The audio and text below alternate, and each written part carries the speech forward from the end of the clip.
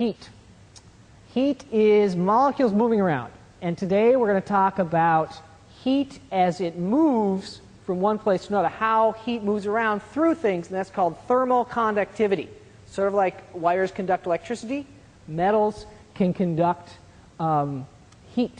And I've got 6 different kinds of metals here. We've got copper and aluminum and zinc and tin and lead, and iron and then lead. All right? And they've all been painted with a special red paint that changes color as it warms up.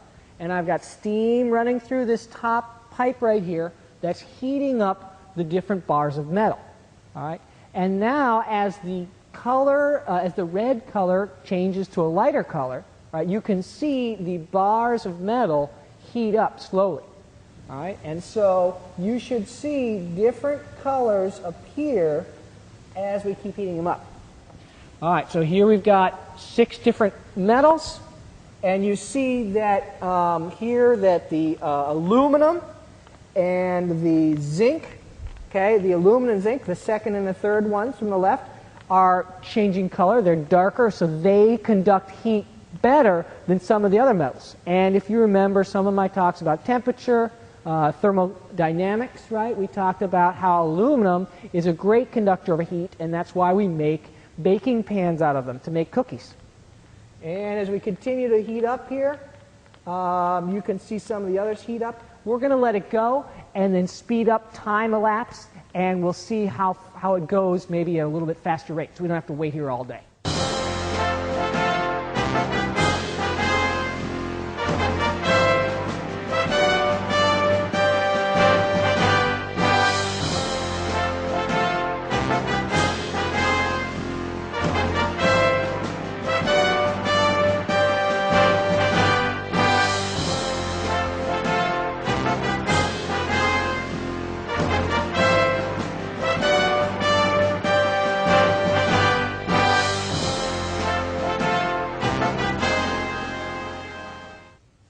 So, as we take a look here, we see that aluminum has transmitted heat the fastest.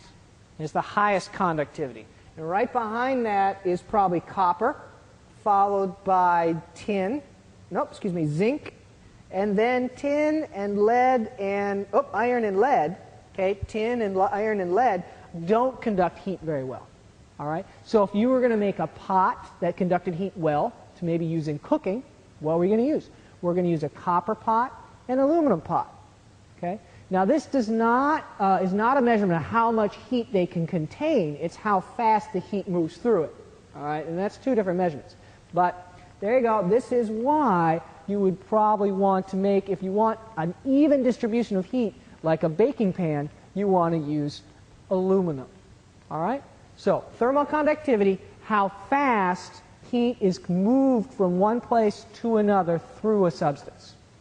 There you go. Now I have a nice big rod with a piece of paper around the outside. And I'm going to stick it in the flame. So if I put this in the flame, we can see what happens. All right, you see that there are stripes appearing on this. Okay? Why is that? Okay, why do I get a nice stripe pattern of burnt, not burnt, and burnt again? Well, if I take the paper off, you can see that this rod is actually made out of alternating discs of metal and wood and metal and wood. And wherever there's a piece of wood, you get burned paper. Okay, so a piece of wood and a stripe. Okay, so where this stripe right here is got paper behind it. All right, it's got wood behind it. Okay, and so the reason that you don't burn the paper here is because of thermal conductivity. Okay, you heat up the paper here, and the heat is transmitted into the metal discs very quickly, away from the paper. So even though we're heating the paper, it doesn't get very hot because all the heat flows into the metal disc, and you get really cool stripes. So now we are going to take a paper cup and boil some water. How come I can boil water in a paper cup? Well, for the same reason we got stripes on the cylinder. When I apply heat to the cup, right, it gets nice and hot. But it shouldn't burn. All it does is it slowly heats up the water. So the paper gets hot, but as the paper heats up, the water absorbs the heat and is continually taking heat away from the paper to keep it from burning. All right, and in fact, as we'll slowly see here, the water is already starting to boil, and so as the heat is applied to the paper cup, right, again, it doesn't exceed its burning temperature. It doesn't get hot enough to burn the paper because the temperature, the heat is always being pulled into the water, and it's just heating up the water. Now, at the very top of the cup, you can see that it's starting to char up at the top at a certain line, and that's the water level, right, because there's no water up there to pull the heat away. In fact, we just lit our cup on fire.